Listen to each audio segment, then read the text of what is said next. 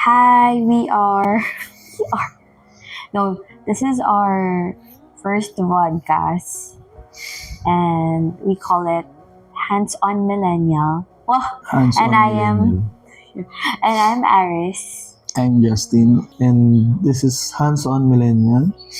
And pag-uusapan namin mostly yung Away namin dito. Charot. yung journey namin, Yeah, as especially a millennial parent. millennial parents. True. So, first topic is About how parenting changed us, as we both before, kasi nagkaroon kami ng anak, hindi na kasi Tagalogin, nagkaroon kami ng baby, 30s na, and before, we are quite skeptic on having our own child for, some reason. So now, yun yung pag-uusapan namin today. Kasi I'm sure we are not the only one who think about it, diba? Right? Na yung... It's a never ending debate siya. Especially sa millennial kasi nga, pag millennial kasi, mostly, ang thinking natin, hirap magkaanak, diba? Parang sa hirap ng buhay, hirap magkaanak, ang dami nangyayari sa mundo, parang chaos. True. Hindi mo alam kung ano bang ambag ng pagkakaroon mo ng anak di ba? Oo. Ganun yung mindset ko dati Sabi ko, kung mag-aanak ako, kawawa naman yung anak ko kasi ang dami ng nangyayari sa mundo. Like, especially nagka-COVID pa, di ba? Nagka-COVID. Ang daming sobrang fast-pacing nung ngayon nung chaos sa mundo ngayon Siguro because of internet. Kasi mas nabobroadcast na yung yung social media na... May fully awareness na kasi tayo kaya nagkakaroon ng ganong klase yan. Pero kasi di ba parang ang hirap isipin na how you're gonna raise your child to this kind of world. Kasi before, ganun yung mo. Before, marami akong factor na iniisip, kinoconsider. Kasi may plan. Kasi nagkaroon kami ng anak. We talk about it beforehand.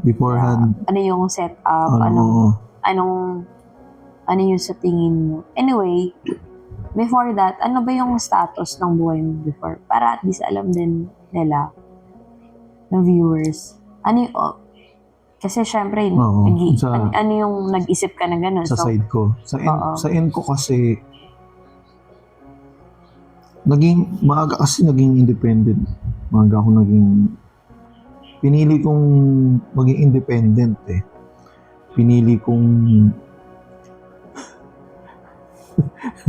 Pinili ko kasi na sa hirap kasi ng buhay, bata pa lang ako, gusto ko na talagang magka-trabaho. Kasi, ang dami kong frustration nun hindi ko mabili yung gusto ko. Even sa food, gusto ko yung mga cravings ko dati, hindi ko mabili kasi nga, walang pera. Broken family, hindi ako ganun ka well supported. May support naman ako natatanggap pero hindi talaga siya 100% na po-provide. Like, I don't have to be worry on my schooling, which is hindi ko yun na-experience. Kulang yung naibibigay. So, I have to work while studying, which is mahirap. Kaya, nagtrabaho ako, naghanap ako ng mga... Sipag naman. Sipag-sipagan ng lolo mo. So yun yung status niya. Tapos, yun nga, hanggang sa nag-work na ako, nagsarili na ako, doon na ako nakabuo ng mindset na ba't hindi ako pag nagkaroon ba ako ng anak, paano ko ba siya i-raise? Kasi nga, I could not even raise myself. ayun, parang I'm gano'n. gonna have Parang one kasi pa. ang hirap dahil sa sarili ko pa lang, na ako challenge na sa akin na gumastos. Financial, tas Basically, we're overthinkers. overthinker talaga. Overthinker. Hindi, kasi we're coming from a situation na mahirap talaga. So, syempre, gusto namin for our kid na hindi na ganun yung mangyari. So, basically talaga, pinagplanuhan talaga din namin. And I think that's good kasi malaking bagay siya sa amin. Naging magandang factor siya sa amin parehas kasi before pa kami magka-baby, I did not really expect to have one kasi I have PCOS, polycystic ovarian. Because Yeah, PCOS. Very popular. I don't think I have to elaborate that for you. Parang halos lahat ng babae meron ng PCOS ngayon. Both of my ovaries though have PCOS. Parehas damaged. Char! Hindi naman siya totally damaged kasi nagka-baby pa rin naman ako. Yeah, but it's challenging to have one when you have PCOS. Tapos ako, ayoko naman magka-baby before kasi same, I'm coming from the poor background. And skeptic ako kasi alam ko magastos. Nag-aalaga na ako ng baby before. So I know how hard it is to be one. Lalo na kung meron ka pang isa. I mean, kasi yung inaalagang ko kahit pa paano nasa soli ko diba? Or few days lang nasa pero having one for yourself, like 24/7 event, tas depende sa'yo, that's really a challenge. So that's the reason why talagang hindi ko siya wini-welcome sa buhay ko. Ako parang, dati, baby ka 25 kasi usually ganun around that age, diba? 25, 26, and I was like, I don't think so. I love my life as well before. I love to travel. I love my freedom. So, tsaka, nung 25 ako, nag-hit talaga yung sa akin. a midlife crisis. Midlife crisis. I think we all are. Sobrang, kung titignan ko yung sarili ko sa akin before ng 25, grabe, sobrang, parang gusto kong sampalin yung sarili ko nung babalik ako sa time travel ako. Yeah, 20s are tough. Pero kasi natural response, natural response siya ng katawan mo tsaka ng utak mo. Kasi parang nandun ka sa state na you need to survive and ma-establish mo na maganda na yung buhay mo. Siguro na rin, part na because of society, di ba? Tingin mo, sa society kasi, especially kapag boomers, kapag wala ka pang anak ng gantong edad, parang ka na failure ka na Parang hindi nakatanggap-tanggap yung edad mo sa hindi mo pa na routine. Yung kunyari, 25 ka tapos hindi kasi boomers are boomers are loyal sila sa timeline. Yeah nga. They like they don't like spontaneous things. I mean, hindi ko sinasabing lahat. Like, I guess the norm, yung timeline, talagang gusto nila yung like, at this age, graduate ka na, mag-work ka, mag-family ka after.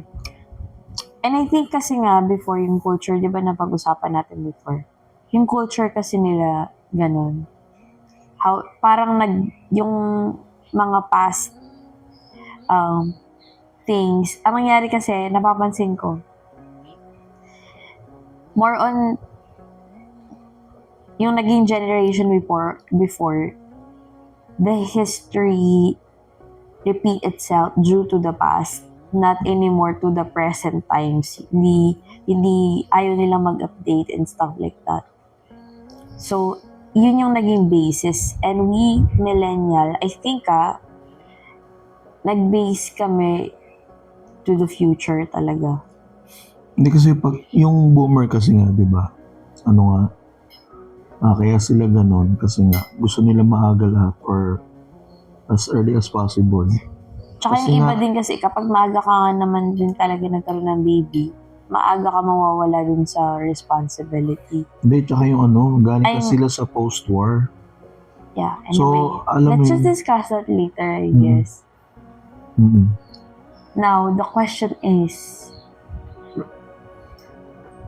what do you get right now, di ba? Na meron na tayong baby. By the way, she's coming 2-year-old. Next week, Makalain mo yun. 2 years old na next Yeah, week. the 2-year-old na siya.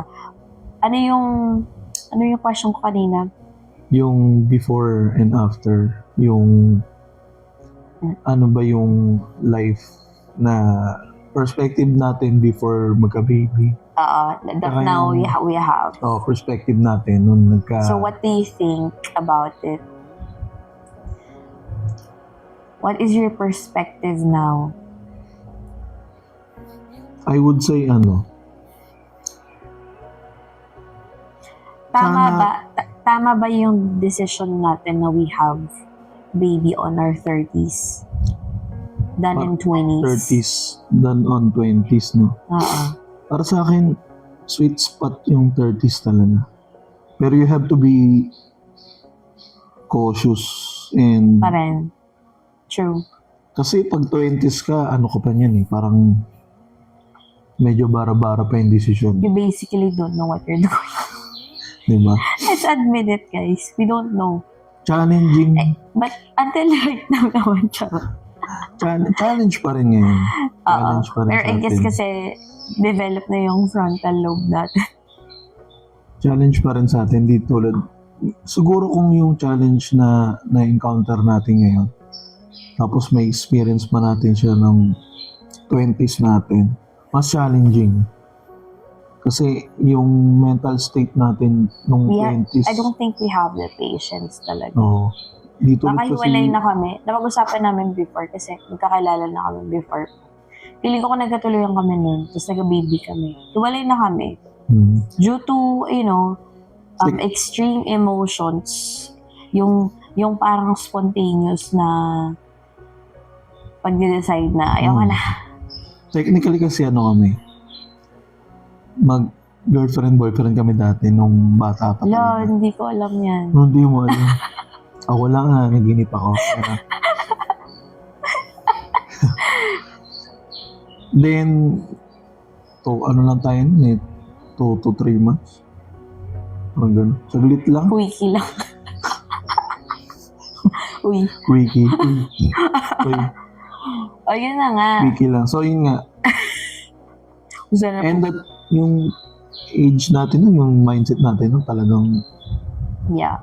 We're Wala. very selfish and we think Wala. we know a lot of things when actually Oo. we don't.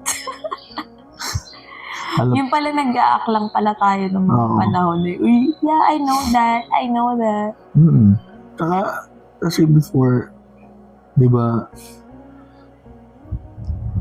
doon pa lang pumapasok lahat ng information kasi doon pala nagbo-boom yung internet. So, nung time na yun, Tsaka parang- hindi, wala pa tayong work noon. wala pang work. Ano pa tayo nun Part-time siguro, pero like yung fully work ka na talaga. I'm working, bitch. So, para sa akin, dapat magkaroon ka na ng, hindi naman dapat, kumbaga parang ideally, especially sa babae, magkaroon na kayo ng baby ng 28 to 30. Huwag mo na lagyan ng timeline. Sa bagay, oo nga. It's not good to have like idea. whenever Hindi, you are idea lang naman. comfortable. Kumbaga, kasi physically sa part ng babae, Well, yeah, physically, the Kasi- earlier the better kasi you can Oo. able to, back up yourself. And also if gusto mong bumalik sa katawan mo. In 30s, it's quite hard. It's really a challenge. Mm. 2 years na akong postpartum and, you know, I struggle. Basically, kumbaga sa babae talaga, 28 to 30. Anyway, hindi naman yung wag na natin Pero hindi yun, baga, marami pa naman dyan na, So yun nga, ano friend? Ano nga nagbago? marami nagbago. Like, Like first, siguro give me one. yun yung magic ng pagkakaroon ng baby. Yung nag-resonate Is- sa'yo. You have to slow down. Mm. Kasi nung 20s ko, alam mo yun, para tayong gusto natin maging Superman. Parang papak. Gusto natin na lahat. Meron ka na nito, meron ka ng ganyan, meron ka ng, alam mo yun, parang kailangan lahat ma-achieve mo na. Kasi nga, dahil, May na-achieve ba? ha? May na-achieve ba? Meron naman. Okay. Baga, kailangan maano mo talaga ma-push mo lahat noong 20s kaya ganun yung mindset mo. Kaya sobrang na-overwhelm ka eh. Totoo. Ngayon, nung 30s na tayo, nung nagkaroon na tayo ng baby, I realized na hindi naman pala masama mag-slow down. Hindi naman pala, Pero kasi sometimes it's hard to accept the fact na you really need to you did not know how you're going to slow your life eh. Kasi yung normal mong life, akala mo mabagal na yun. oo Pag nga, nag-parent ka, oo nga, mas mabagal mabagal pala pa siya. Pero, so that, yun yung medyo, parang yung mako-culture shock ka. Kasi, talagang magsuslow down ka kasi nga, example, sa playground, maglalaro yung anak mo for like 2 hours. Tapos tulala ka lang 2 to 3 hours. Eh, anong gagawin mo? Hindi ka naman magsa-cellphone kasi babantayan mo yung anak mo. Or titignan-tingnan mo lang yung phone mo for a moment. So, wala ka talagang magagawa. Like, may enjoy mo lang yung ambience ng paligid, pero nonetheless, wala. Dun ko na-realize na sobrang overthinker talaga ako dati. Sobrang overthinker talaga ako. Hindi ka na nag-iisip. Ngayon, no thinker. No thinking. Hindi kasi nakakapagod palang maging overthinker pag meron kang anak. Over ba naman eh? Lumbabrain mo. Kasi dati, umaga parang okay pa na overthinker ka kasi nga, single ka naman, Hindi, wala ka namang ginagawa. Overthinking kapag sa parenting, magpapanik ka after nun. Papanik ka hindi pwede. Which is not good. Natataranta ka, maapektuhan yung Yung bata. And yung also your anak partner. mo. Oo. Kasi di ba tayo dati nung, Kasi panic mood. di ba, experience natin before, nung bago pa tayo, nung nakarating pa lang ni Light. Di ba, overthinker ka? Kararating lang nila sa airport. Kakagaling niya lang flight. Kaka-deliver lang. Ano nga? Bagong parcel pa lang. Shopee deliver